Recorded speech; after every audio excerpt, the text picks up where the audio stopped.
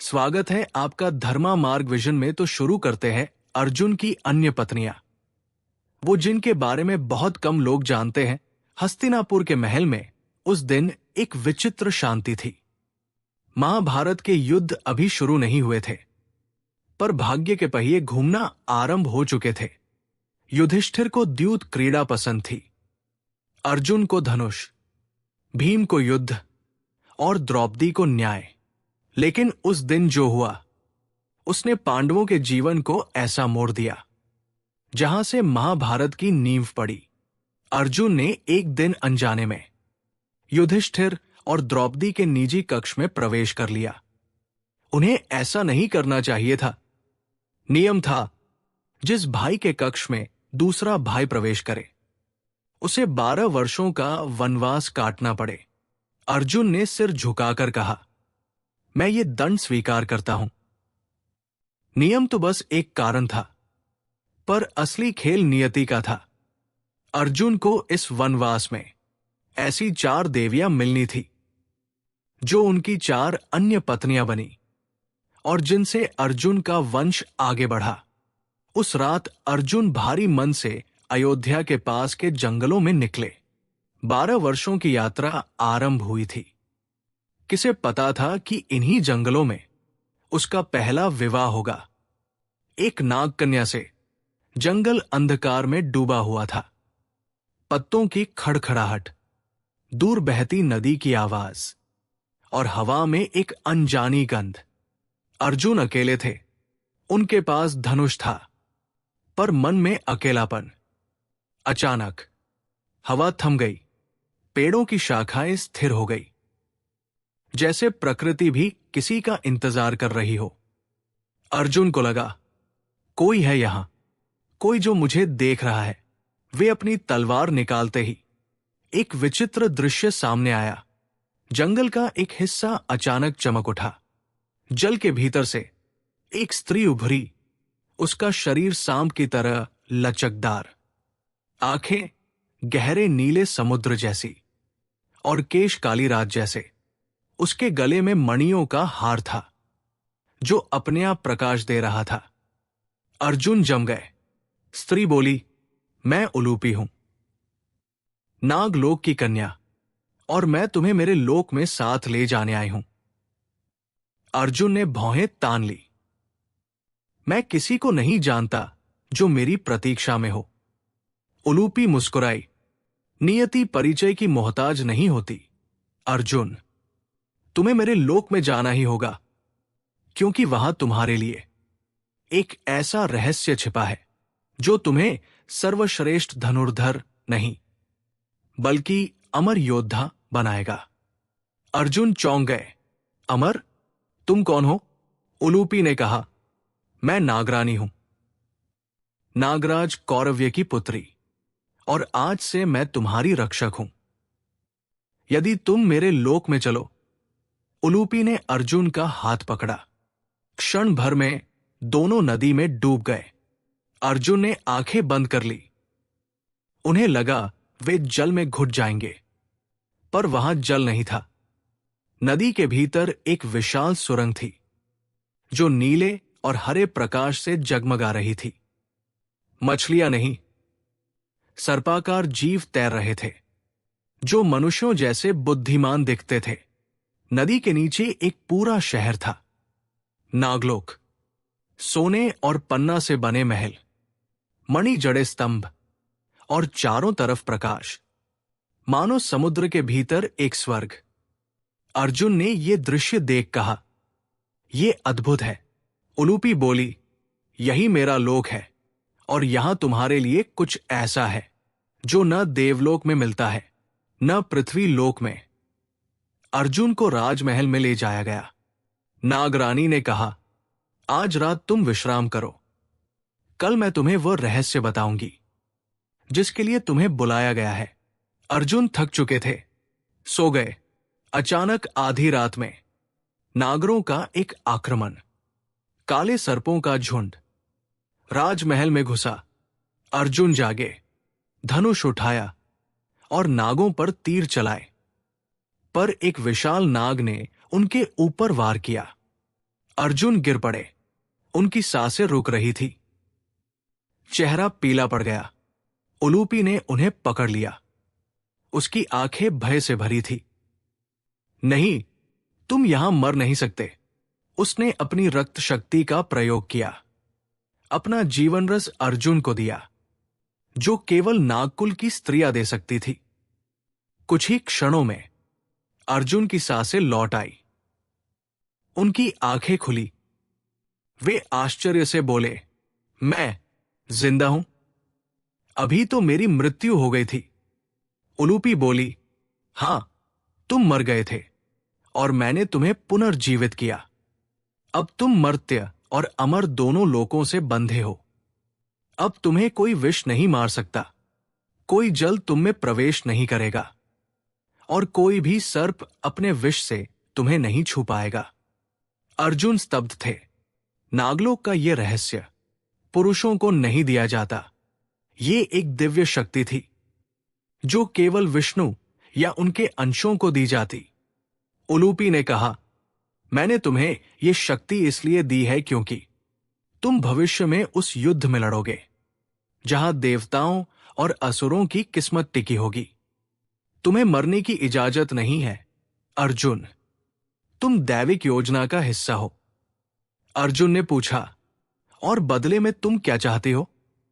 उलूपी धीरे से बोली, मैं तुम्हारा साथ, तुम्हारा प्रेम और तुम्हें अपना जीवन साथी बनाना चाहती हूं। अर्जुन के लिए यह निर्णय कठिन था, पर उन्होंने देखा उनकी जान बचाने वाली यही स्त्री थी। इस नागकन्या ने मृत्यु की सीमा तोड़कर उन्हें जीवन दिया था। अर्जुन बोले, यदि यही नियति है तो मैं इसे स्वीकार करता हूं। नागरानी ने अपने लोक के सभी नागों को बुलाया। ढोल बजे, शंख बजा और समुद्र जैसी गूंज पूरे लोक में फैल गई। उलूपी और अर्जुन का विवाह हुआ। यह विवाह धूमधाम से नहीं, बल्कि दैविक नियम के अनुसार हुआ। नागलोक ने अर्जुन को आश्चर्य, शक्ति और प्रेम तीनों दिए। उसी रात उलूपी ने अर्जुन को बताया, तुम्हें एक पुत्र होगा, इरावान। वो नागकुल और पांडव कुल का मिलन होगा और उसका भाग्य किसी भी योद्धा से अधिक असाधारण होगा। अर्जुन सोच में पड़ गए, इरावान? वो मेरे जीवन की कौन सी भूमिका निभाएगा? उलूपी रहस्यमय मुस्कान के साथ बोली, जब महाभारत का युद्ध होगा तब तुम जान जाओगे। उसका जन्म ही युद्ध के लिए है और उसका मृत्यु भी। वो कुर्बानी देगा जिसके बिना पांडव कभी विजय प्राप्त नहीं कर सकते। अर्जुन के मन में एक सिहरन दौड़ गई। ये विवाह सिर्फ प्रेम नहीं था, एक बलिदान की नींव था। कुछ महीनों बाद अर्जुन का वनवास आगे बढ़ना था। उन्होंने उलूपी से विदा मांगी। उलूपी ने कहा, तुम जाओ अर्जुन, पर याद रखना, जहां भी तुम संकट में होंगे, नागलोक का हर सर्प तुम्हारी रक्षा करेगा। तुम्हारी शिराओं में अब मेरा जीवन रस बहता है। तुम मेरे हो, चाहे किसी भी लोक में रहो। अर्जुन ने उसका हाथ थामा। उलूपी, तुमने मुझे जीवन दिया, मैं तुम्हें कभी नहीं भूलूंगा। उलूपी की आंखें भर आई। उसने कहा, हमारा पुत्र इरावान एक दिन तुम्हें ढूंढ लेगा और उस दिन तुम्हें मेरे प्रेम की असली कीमत पता चलेगी। अर्जुन नागलोक से निकलकर फिर पृथ्वी लोक में आ गए, लेकिन अब वे वही योद्धा नहीं थे। वे अर्धमर बन चुके थे। उनके शरीर में नागों की शक्ति, शिव का आशीर्वाद और नियति का बोझ था, पर उन्हें नहीं पता था अभी 3 और स्त्रियां उनका इंतजार कर रही है और हर एक विवाह महाभारत के युद्ध से जुड़ा होगा। उलूपी से विदा लेकर अर्जुन अकेले आगे बढ़े। अब उनके भीतर नागलोक का तेज, नाग कन्या का वरदान और नियति का बोझ था। लेकिन वनवास अभी समाप्त नहीं हुआ था। अर्जुन को अभी 3 और विवाह करने थे, जो महाभारत की युद्ध योजना के लिए आवश्यक थे। चाहे वे इसे जानते हो या नहीं। अर्जुन जंगलों से होते हुए पूर्व दिशा की ओर बढ़ रहे थे। समुद्र की गंध आने लगी थी, पहाड़ों की चोटियां पास आने लग गई, और इसी रास्ते उनकी नियति उन्हें उस राज्य तक ले गई जो सदियों बाद भी रहस्य बना हुआ है, मणिपुर। जैसे जैसे अर्जुन आगे बढ़े, पेड़ों की बनावट बदलती गई, पत्ते बड़े हो गए, हवा में मिठास आ गई, और पक्षियों की आवाजें ऐसी थी जो उन्होंने पहले कभी नहीं सुनी थी। अचानक जंगल खुला और सामने पर्वतों से घिरा एक राज्य फैला, मणिपुर, जहां हर घर सोने जैसा चमकता था और हर सड़क क्रिस्टल जैसी साफ थी। ये एक ऐसा राज्य था जो युद्ध नहीं चाहता था। यहां के लोक कला, संगीत और मार्शल आर्ट के लिए प्रसिद्ध थे, और इस राज्य पर शासन करती थी राजकुमारी चित्रांगदा। अर्जुन जैसे ही मणिपुर के द्वार के पास पहुंचे, उन्हें दूर से युद्ध कौशल की आवाज आई। उन्होंने देखा एक स्त्री धनुष चलाती हुई तीर को आकाश में उछाल रही है। उसकी चपलता अद्भुत थी, उसके वार हल्के पर लक्ष्य पर भारी।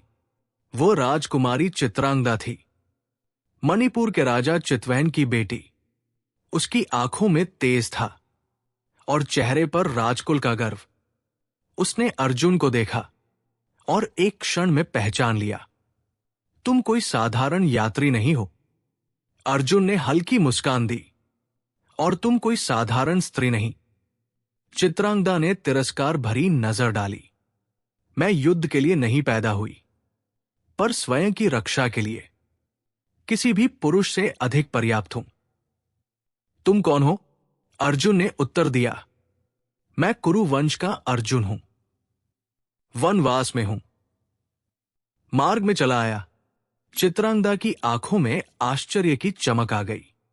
वो समझ चुकी थी कि ये वही अर्जुन है जिसके बारे में महर्षियों ने भविष्यवाणी की थी। अर्जुन को राजमहल में आमंत्रित किया गया। राजा चितवैन ने उनका स्वागत किया। वो भावुक होकर बोले, आपका आगमन संयोग नहीं है। हमारे पूर्वजों ने कहा था कि एक दिन ऐसा योद्धा आएगा जिसका खून इस राज्य को बचाएगा। अर्जुन ने पूछा, राजा किससे बचाएगा? रहस्य यहां था। राजा ने आंखें बंद की। मैं एक वचन से बंधा हूं। मेरी बेटी चित्रांगदा एक दिन एक ऐसे पुत्र की मां बनेगी जो इस राज्य का उत्तराधिकारी होगा, पर मेरा इस पर कोई अधिकार नहीं। ये वचन मुझे मेरे पूर्वजों ने दिया था। अर्जुन चौंक गए। आप क्या कहना चाहते हैं? राजा बोले कि मणिपुर का उत्तराधिकारी एक ऐसे पुरुष से जन्मेगा जो पृथ्वी के सबसे महान धनुर्धरों में से एक होगा, और वो पुरुष तुम हो, अर्जुन। अर्जुन के पैरों के नीचे से जमीन खिसक गई। क्या उनके वनवास का दूसरा कारण एक और विवाह था? शाम को चित्रांगदा अर्जुन से मिलने आई। उसकी आवाज ठंडी थी। मुझे पता है तुम क्या सोच रहे हो, पर जान लो, तुमसे विवाह मेरा निर्णय नहीं, मेरे पूर्वजों की आज्ञा है। मैं इस राज्य की एकमात्र संतान हूं। मेरे बाद मणिपुर का अस्तित्व समाप्त हो जाएगा। अर्जुन ने कहा, तो तुम विवाह चाहती हो? चित्रांगदा बोली, नहीं, मैं केवल एक पुत्र चाहती हूं। एक ऐसा पुत्र जो मणिपुर की रक्षा कर सके, जो मेरे राज्य का शिविर बना रहे, जो मेरे वंश का दीपक जलाए। बाकी तुम्हारा जीवन, तुम्हारी यात्रा, तुम पूरी तरह स्वतंत्र हो। अर्जुन स्तब्ध थे। ये विवाह प्रेम का नहीं, कर्तव्य का था। एक ऐसा विवाह जहां स्त्री को पति नहीं, एक उत्तराधिकारी चाहिए था। अर्जुन समझ गए, ये राजनीति नहीं, भाग्य द्वारा तय किया गया रिश्ता था। अगले दिन मणिपुर में भव्य उत्सव हुआ। नागलों के उलूपी विवाह में नहीं थी, पर उसकी छाया अर्जुन के हृदय में थी। अर्जुन और चित्रांगदा का विवाह हुआ। ढोल बजे, शंख गूंजे और जनता खुश थी, पर दोनों के चेहरों पर एक शांति थी, प्रेम नहीं, कर्तव्य। विवाह के बाद अर्जुन ने चित्रांगदा से कहा, तुम एक महान योद्धा हो और मणिपुर की रानी, मैं तुम्हें सम्मान देता हूं, पर मैं यहां लंबे समय तक नहीं रह सकता। चित्रांगदा बोली, मुझे पता है, तुम्हारा मार्ग विरह का नहीं, विजय का है। तुम्हें दुनिया को जीतना है, मुझे सिर्फ मणिपुर को सुरक्षित रखना है। कुछ समय बाद उनके पुत्र का जन्म हुआ। नाम रखा गया बभ्रुवाहन। उसके जन्म के समय बादल घिर आए, हवा बदल गई और आकाश में बिजली चमकी। महर्षियों ने कहा, यह बालक मणिपुर नहीं, एक दिन स्वयं अर्जुन की किस्मत बदलेगा। ये वो राजकुमार है जो अपने ही पिता को मृत्यु के द्वार तक ले जाएगा। अर्जुन के हृदय में सिहरन दौड़ गई। क्या उनका अपना पुत्र एक दिन उनका सामना करेगा? राजा चित्तवहन ने कहा, अर्जुन, अब तुम अपना कर्तव्य पूरा कर चुके हो। बभ्रुवाहन मणिपुर का भविष्य है। अब तुम आगे बढ़ो, नियति तुम्हें बुला रही है। अर्जुन जब विदा लेने लगे तो चित्रांगदा दूर खड़ी रही। उसकी आंखों में आंसू थे जो उसने छुपा लिए। अर्जुन बोला, चित्रांगदा, तुमने मेरा सम्मान किया, क्या तुम्हारे हृदय में मेरे लिए कोई भाव नहीं? चित्रांगदा धीमी आवाज में बोली, अर्जुन, एक स्त्री का हृदय कभी बिना प्रेम के नहीं होता, पर मैंने अपना प्रेम अपने राज्य को दे दिया है और कर्तव्य के पास प्रेम के लिए समय नहीं बचता। अर्जुन चुप हो गए। उन्होंने चित्रांगदा के सिर पर हाथ रखा, जैसे एक समर्पण। चित्रांगदा ने कहा, जाओ अर्जुन, तुम्हारी राहें अभी लंबी है, पर याद रखना, अगर दुनिया तुम्हें भूल जाए तो भी मणिपुर तुम्हारा सम्मान करेगा और तुम्हारा पुत्र एक दिन तुम्हारे जीवन का सबसे बड़ा अध्याय बनेगा। अर्जुन बिना कुछ बोले चले गए। उनके हृदय में उलूपी की याद, चित्रांगदा की निष्क्रिय प्रेम और नियति का भार था। वनवास अभी खत्म नहीं हुआ था। अभी उन्हें एक और स्त्री से मिलना था, एक ऐसी स्त्री जिसने अर्जुन का जीवन सदा के लिए बदल दिया। उसका नाम था सुभद्रा, कृष्ण की बहन, यादव कुल की राजकुमारी, जो अर्जुन का सबसे प्रसिद्ध प्रेम बनेंगी और जिनसे जन्मेगा अभिमन्यु, महाभारत का सबसे वीर पुत्र। मणिपुर छोड़ने के बाद अर्जुन फिर अपनी यात्रा पर निकल पड़े। वन, पर्वत, नदियां, समुद्र सब पार करते हुए उनका मन बेचैन रहने लगा था। उलूपी का प्रेम, चित्रांगदा का कर्तव्य और मणिपुर के भविष्य का भार उनके साथ था, लेकिन नियति अभी भी उनसे कुछ और चाहती थी। 12 वर्ष के वनवास के बीच अर्जुन को एक ऐसा प्रेम मिलने वाला था जो महाभारत के इतिहास का आधार बन जाएगा। एक ऐसा प्रेम जो युद्ध की दिशा तय करेगा। और ये प्रेम छिपा था कृष्ण की बहन सुभद्रा में। कई महीनों की यात्रा के बाद अर्जुन पश्चिम की ओर बढ़े। समुद्र की हवा चल रही थी, लहरें गरज रही थी और धीरे धीरे क्षितिज पर सोने जैसा चमकता एक विशाल नगर दिखने लगा। द्वारका, कृष्ण का राज्य, इतना सुंदर कि ऐसा लगता था जैसे समुद्र के ऊपर तैर रहा हो। अर्जुन साधारण ब्राह्मण के वेश में थे, क्योंकि वे नहीं चाहते थे कि कोई उन्हें पहचान ले। द्वारका के द्वार पर पहुंचते ही एक मधुर पर गंभीर आवाज आई, कहां चल दिए महारथी अर्जुन? अर्जुन चौंक गए। आवाज तो किसी ज्ञानी की थी, पर जब उन्होंने पीछे मुड़कर देखा, कृष्ण खड़े थे, हंसते हुए, जैसे उन्हें पहले से सब पता हो। कृष्ण बोले, तुम चाहे ब्राह्मण का वेश पहनो या साधु का, तुम्हारी चाल, तुमचे चेहरे की छाया, सब तुम्हारी पहचान बता देती है। चलो द्वारका में स्वागत है। अर्जुन मुस्कुराए। कृष्ण, तुम्हें सब कैसे पता चल जाता है? कृष्ण आंख मारकर बोले, मैं भगवान हूं कि नहीं? या फिर मेरे पास जासूस बहुत अच्छे हैं, तुम जो समझो।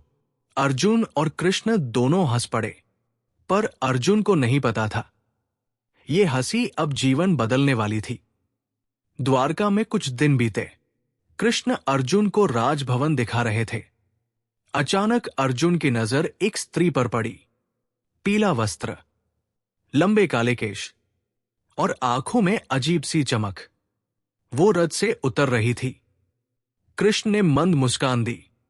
वो सुभद्रा है, मेरी बहन। सुभद्रा ने कृष्ण को प्रणाम किया और अर्जुन को देखा। एक क्षण के लिए उसकी आंखें ठहर गई, जैसे उसे पता चल गया हो कि ये व्यक्ति उसकी नियति का हिस्सा है। कृष्ण ने अर्जुन को देखकर कहा, तुम उसे देख रहे हो ना?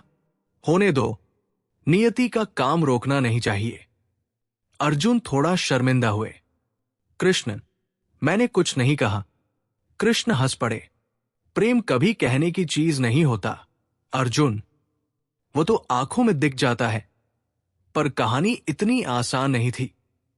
कृष्ण के बड़े भाई बलराम सुभद्रा का विवाह कौरवों के साथ तय कर रहे थे। वे चाहते थे कि सुभद्रा का विवाह दुर्योधन से हो। कृष्ण ये सुनकर आग बबूला हो गए। दुर्योधन, वो अधर्म का साथी है, मैं अपनी बहन को वहां नहीं दूंगा। बलराम बोले, दुर्योधन मेरा प्रिय शिष्य है, राजनीति में रिश्ते महत्व रखते हैं। अर्जुन ने यह सुना और उनका मन बेचैन हो गया। क्या वो स्त्री, जिसकी पहली झलक में ही उनके मन में प्रेम जाग उठा था, अब दुर्योधन की पत्नी बनने जा रही है। कृष्ण ने अर्जुन को एकांत में ले जाकर कहा, अर्जुन, तुम उसे चाहते हो, सही? अर्जुन ने आंखें चुराई। कृष्ण, मैं नहीं जानता। मुझे सिर्फ इतना पता है कि मैं उसे देखकर भूल गया कि मेरा वनवास अभी बाकी है। कृष्ण मुस्कुराए। इतना काफी है, अब मेरी बात सुनो। बलराम को मनाना मुश्किल है। दुर्योधन के खिलाफ जाना राजनीतिक जोखिम है, इसलिए एक ही रास्ता है, सुभद्रा का स्वयं निर्णय। अर्जुन समझ गए कृष्ण उन्हें क्या कह रहे हैं। एक शाम सुभद्रा मंदिर में पूजा कर रही थी। अर्जुन भी वहां थे, पर साधारण ब्राह्मण के वेश में। अचानक एक दीपक बुझा और हवा चलने लगी। सुभद्रा डर गई। अर्जुन ने आगे बढ़कर दीप जलाया। सुभद्रा ने पूछा, आप कौन हैं? अर्जुन बोले, बस एक यात्री जिसे द्वारका ने आश्रय दिया है। सुभद्रा ने मुस्कुराकर कहा, यात्री, लेकिन आपकी आंखों में तो योद्धा का तेज है। अर्जुन ने पहली बार सीधे उसकी आंखों में देखा। दोनों के बीच कुछ थम गया। सुभद्रा ने धीमे से कहा, क्या आप नाम पूछने से भी डरते हैं? अर्जुन ने कहा, मैं डरता नहीं, बस नियति को पहचानता हूं। सुभद्रा ने उसी क्षण जान लिया, ये वही व्यक्ति है जिससे उसका हृदय बात करना चाहता है। उस रात कृष्ण अर्जुन के पास आए। चेहरे पर गंभीरता थी। अर्जुन, बलराम तुम्हारा विवाह रोकेंगे। दुर्योधन इसे अपमान मानेगा, इसलिए हम प्रेम से नहीं, रणनीति से काम करेंगे। अर्जुन हैरान, रणनीति? कृष्ण बोले, सुभद्रा का हरण करो। अर्जुन स्तब्ध रह गए। कृष्ण, तुम क्या कह रहे हो? ये अधर्म है। कृष्ण बोले, अधर्म तब होता जब लड़की की इच्छा न हो, पर वो तुम्हें चाहती है और वो दुर्योधन से विवाह नहीं करना चाहती। यो याद रखना, कभी कभी प्रेम के लिए एक युद्ध जीतना पड़ता है।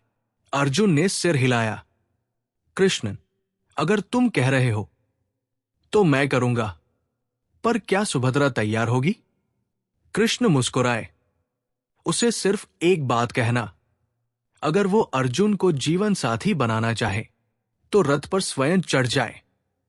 अगले दिन बलराम पूजा के लिए बाहर गए थे। सुभद्रा मंदिर जा रही थी। अर्जुन वहां तैयार खड़े थे। रथ पर अर्जुन ने सुभद्रा को देखा।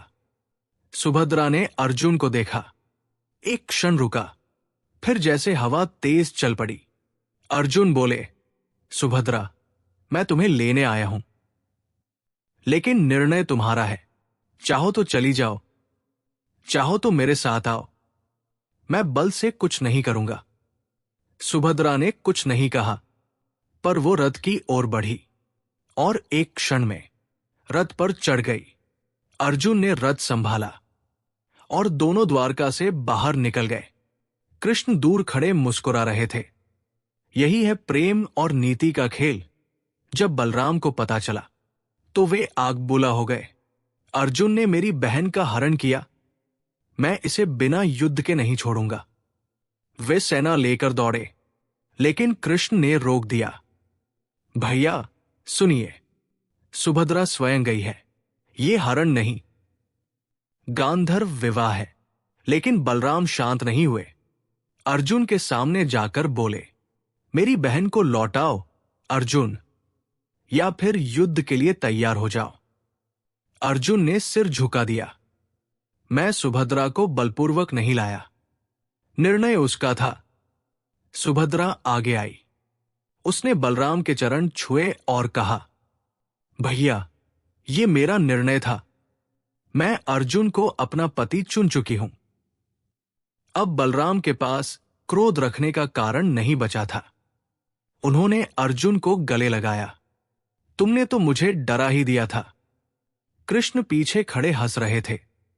सच कहूं भैया, अर्जुन तुमसे ज्यादा मुझसे डरा हुआ था। अर्जुन सुभद्रा को लेकर अंतः इंद्रप्रस्थ पहुंचे। द्रौपदी को पहले ही अर्जुन के 2 विवाहों, उलूपी और चित्रांगदा, के बारे में पता चल चुका था। अब तीसरा विवाह। वो समझ नहीं पा रही थी कि ये सब उनके बिना क्यों हुआ। जैसे ही द्रौपदी ने सुभद्रा को देखा, उनका चेहरा ठंडा हो गया। सुभद्रा समझ गई कि ये पल आसान नहीं होगा। सुभद्रा ने झट से द्रौपदी के सामने घुटनों पर बैठकर उनका हाथ पकड़ लिया और कहा, मुझे आशीर्वाद दीजिए स्वामिनी, मैं आपकी दासी बनकर रहूंगी। ये सुनते ही द्रौपदी का हृदय पिघल गया। उनकी आंखों से आंसू बहने लगे। द्रौपदी ने सुभद्रा को गले लगा लिया। तुम कृष्ण की बहन हो, अब तुम मेरी भी बहन हो। और इसी तरह तीनों महिलाओं, उलूपी, चित्रांगदा और सुभद्रा, का संबंध अर्जुन से बंध गया। कुछ समय बाद सुभद्रा को एक पुत्र हुआ, अभिमन्यु। उस क्षण कृष्ण स्वयं महल में आए। उन्होंने बच्चे को अपनी बाहों में उठाया और कहा, ये जन्मा नहीं, देवता उतरा है। ये पांडवों का भविष्य है और इसकी मृत्यु कौरवों का अंत लिखेगी। अर्जुन हैरान, मृत्यु? कृष्ण, ये कैसा आशीर्वाद? कृष्ण की आंखें गहरी हो गई। अर्जुन, ये बालक युद्ध में इतना महान, इतना तेजस्वी, इतना प्रचंड होगा कि कौरव उसे मारने के लिए अधर्म का सहारा लेंगे और यही उनकी हार का कारण बनेगा। अर्जुन का दिल कांप गया। एक पिता और एक योद्धा 2 हिस्सों में टूटने लगे। अभिमन्यु अर्जुन का सबसे अधिक प्रिय पुत्र बना और उसे मिले मंत्र, उसका युद्ध कौशल और उसकी नियति सभी महाभारत का केंद्र बने। महाभारत में द्रौपदी, उलूपी, चित्रांगदा और सुभद्रा, इन चारों के साथ अर्जुन के विवाह दर्ज है। परंतु बहुत कम लोग जानते हैं कि अर्जुन का एक चौथा रहस्यमयी विवाह भी हुआ था, जिसे आधिकारिक ग्रंथों ने छुपाया, क्योंकि इस विवाह से जुड़ी कहानी महाभारत की राजनीति हिला देती थी। ये विवाह अर्जुन के जीवन का सबसे नाजुक, सबसे रहस्यमय और सबसे शांत अध्याय था। कृष्ण के जीवन से भी जुड़ा हुआ। द्वारका में रहते हुए सुभद्रा और अर्जुन का जीवन सामान्य था। कृष्ण भी पास में रहते थे।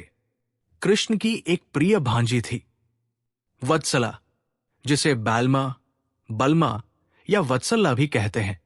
वत्सला बचपन से ही अर्जुन को एक नायक की तरह देखती थी। उसके मन में अर्जुन के लिए एक गहरा प्रेम था, शांत, कोमल, छुपा हुआ प्रेम। अर्जुन को इसका पता भी नहीं था, लेकिन वत्सला की मां और उसकी दासी जानती थी कि वत्सला किसी और के साथ विवाह नहीं करना चाहती। कृष्ण इस बात को समझते थे।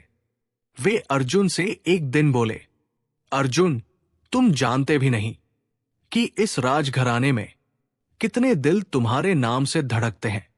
अर्जुन हंस पड़े, मुझे किसी के मन की बातें नहीं पता। कृष्ण, तुम ही बताओ किसकी बात कर रहे हो? कृष्ण गंभीर हुए, वत्सला की। अर्जुन स्तब्ध, वत्सला? वो तो अभी बच्ची है, मेरा सोचने का कोई प्रश्न नहीं।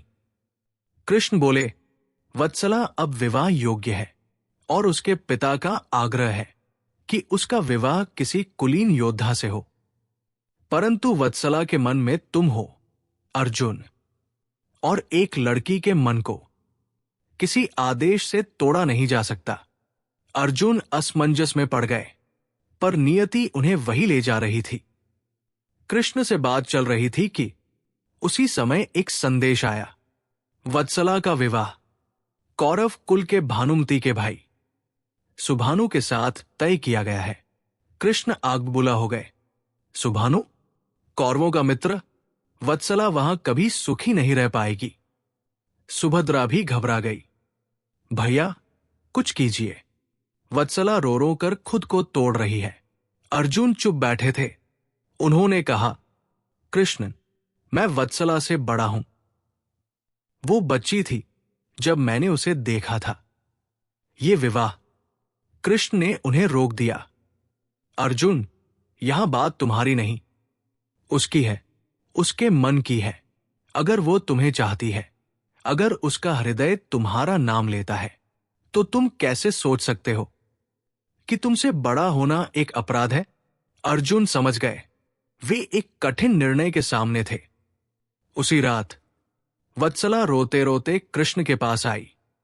उसने कहा, मामा, मैं अर्जुन के अलावा किसी और को पति नहीं बना सकती। अगर विवाह किया तो बस उसी से, वरना अकेली रह जाऊंगी। लेकिन दुर्योधन की बहन के पास मुझे मत भेजिए। कृष्ण ने वत्सला को गले लगाया और उसी क्षण निर्णय लिया। अगली सुबह कृष्ण बोले, सुभानु वत्सला को लेने आया है, हमें निर्णय लेना होगा। अर्जुन बोले, कृष्ण, ये सही नहीं लगेगा। दुनिया क्या कहेगी? कृष्ण ने तलवार उठाई। जब वत्सला का जीवन दांव पर हो तो दुनिया की परवाह कौन करता है? अर्जुन सोचने लगे, क्या फिर वही करना पड़ेगा जो सुभद्रा के समय किया था? कृष्ण मुस्कुराए, हां अर्जुन, वत्सला का अपहरण ही इसका उत्तर है, पर इस बार रणनीति पूरी तरह अलग होगी। अर्जुन बोले, तुम योजना बताओ। मैं करूंगा। कृष्ण ने कहा, इस बार तुम नहीं, वत्सला तुम्हें चुनकर स्वयं भागेगी। ये उसका विवाह होगा। तुम सिर्फ उसे सुरक्षा दोगे। सुभानु वत्सला को लेने आया। संपूर्ण द्वारका सजी हुई थी, लेकिन ठीक मुहूर्त से पहले वत्सला मंदिर चली गई। मंदिर के पीछे अर्जुन रथ के साथ इंतजार कर रहे थे, पर छुपकर उस क्षण वत्सला भागती हुई आई और उसने सीधे अर्जुन के पैरों में गिरकर कहा, मुझे बचा लीजिए। अर्जुन ने उसे उठाया।